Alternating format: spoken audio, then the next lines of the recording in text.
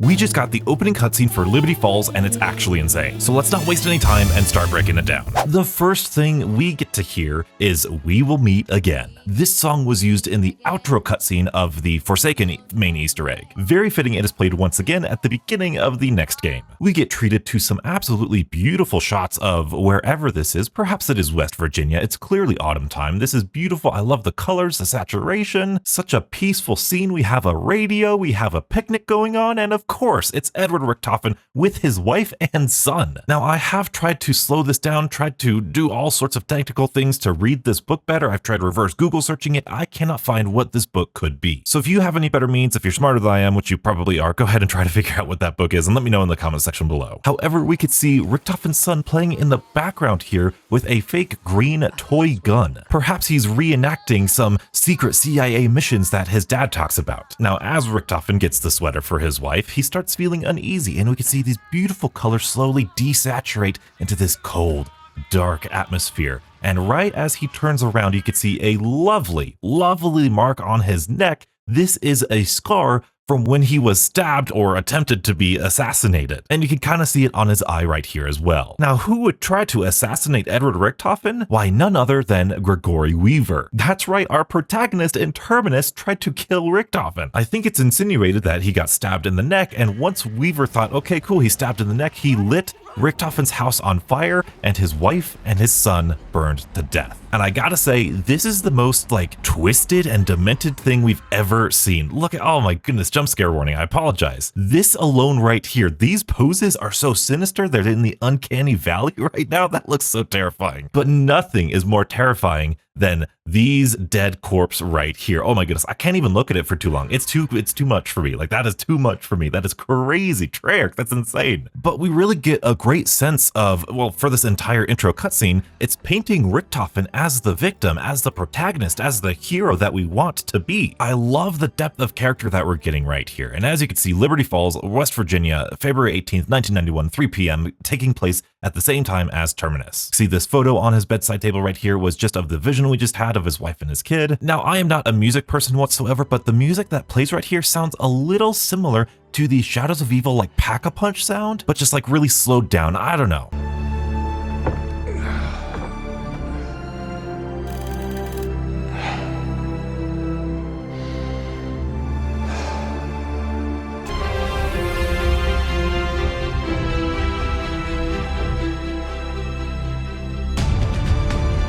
It's probably nothing. I like the violin, I like the way the music is presented here, and of course we have a disaster on our hands. We have a dimensional breach, and Richtofen says, hey, sub-level 10, what's going on? Which means that this facility is a much bigger facility than just a simple town. And the scientist says, something's wrong with Sam. Dimensional breaches are occurring across the facility. So they have Sam, and more importantly, they have contact with Sam, and they know it's Sam. This is huge. Modern Warfare Zombies didn't say anything about Samantha Maxis other than Dr. Gray talking about her in retrospect. This is after the Forsaken cutscene where the Dark Aether's closed and the Forsaken's captured in that device that they're mentioning Sam. But in response to this outbreak, he grabs his Wonderwaffe and he says this. Secure your stuff.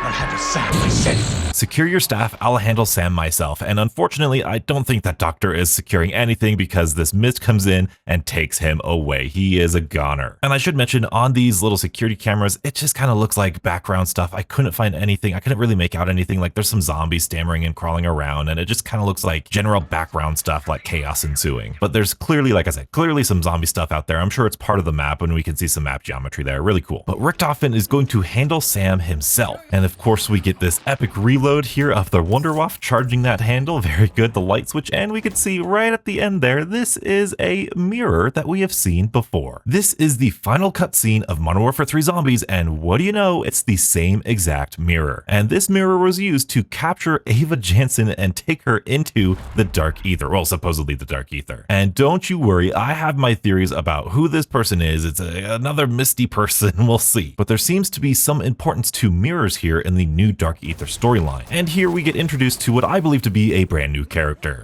Blanchard, secure the command post. Call in response teams. Get Liberty Falls locked down. Copy? Copy. This is Blanchard, who works for the security for Project Janus, and we actually have some information about him. This photo, once again, comes from the last cutscene of Modern Warfare Zombies, and we can see that we are interviewing Miller, as in Miller from Modern Warfare Zombies, like this Miller. You know Miller, right? And our interviewer is Blanchard. Now, once again, I will go over all of this in a complete breakdown of the final cutscene of Modern Warfare Zombies, especially because there's more people here and something about pet projects. There's a lot of interesting stuff in here. We'll cover that in a different video for Modern Warfare Zombies. Now, Richtofen tells Blanchard to call in response teams, which to me says, hey, maybe we're just going to be generic operators as response teams, but I really hope we get Blanchard and maybe a celebrity cast as a set crew in Liberty Falls as well. But from here on out, we get some amazing shots and footage. It's not like real life Wonderwaffe game. It's not gameplay footage, that's for sure, but we get some sick choreography with the Wonderwaffe here. Specifically, this amazing like tactical reload here. We're out of the bulbs here. Richtofen pops them out,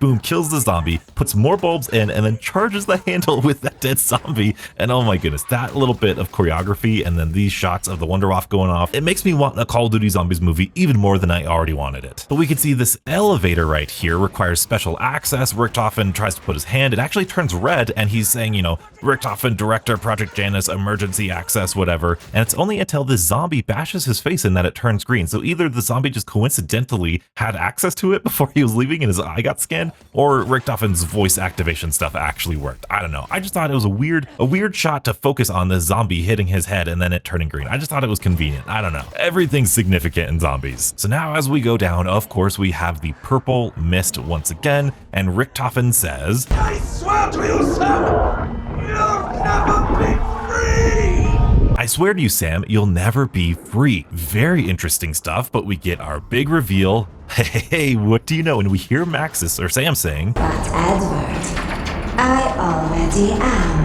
I already am. So somehow Maxis is in the Dark Aether, but able to control this purple mist outside of the Dark Aether. So what happened in the couple years, what is it, 4 or 5 years since the Forsaken to now? What were they doing at Project Janus in order to give her these powers? That's my theory. What did they do to change the Dark Aether? Because as we heard earlier, they knew they were talking to Sam. They knew they were talking to Samantha. So I wonder what sort of tests they were doing here. And if you need a refresher, this is the last time we saw Sam, Samantha Maxis, in the Cold War storyline. This is the end of the Forsaken cutscene. She goes into the Dark Aether to fight the Forsaken. The Forsaken again gets like sucked up and captured into this device right here, which I imagine this device is really just this device, and this device is just a modern version of this device right here. And so even though this whole cutscene paints Edward Richtofen as this protagonist, as the good guy, and Maxis is the evil darkness from the Dark Aether, we know Maxis and Richtofen have a history. Richtofen actually tortured and tested Maxis back in Cold War during Mauer der Toten and the Forsaken. So there is some bad blood on top of Richtofen threatening Dr. Gray and the strike team and all of the other people working with Maxis in Requiem. But this whole storyline with Richtofen trying to surviving the assassination attempt and his family dying, it really seems like they're trying to build this complex character. So I don't think we're getting like Black Ops 1 Richtofen with his grand scheme and he's evil and all this mischief. I think we're seeing a Black Ops 3 version of Richtofen, not literally a Black Ops 3 version, don't get it twisted.